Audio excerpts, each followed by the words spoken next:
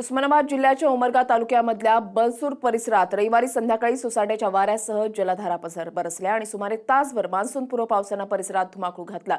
सातत्यानं 3 दिवसांपासून कोसळणाऱ्या पावसामुळे शेत शिवारामध्ये झाडं उन्मळून पडलेली आहेत, तर काही ठिकाणी वीज वाहक खांबही वाकल्याचं निदर्शनास आलंय।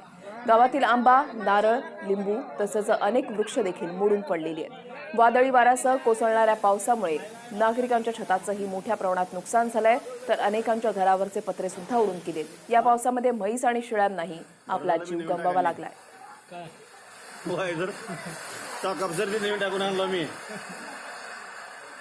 उस्मानाबादमध्ये कशा पद्धतीनं पावसानं हाहाकार माजवलेला आहे ते आपण या दृश्याच्या माध्यमातून पाहू शकतो। सोसाट्याच्या वाऱ्यासह पाऊस या ठिकाणी बरसलेला आहे आणि याच्यामुळे जीवित तसंच वित्तहानी सुद्धा मोठ्या प्रमाणात झाल्याचं पाहायला मिळतंय। अनेकांच्या घरांवरचे छपरे ते उडून गेलेले आहेत, तर म्हैस आणि शेळ्यांना सुद्धा आपला जीव गमवावा लागलेला आहे। उस्मानाबादमध्ये मोठ्या प्रमाणात या ठिकाणी पावसाच्या सरी कोसळत असल्याचं पाहायला मिळतंय।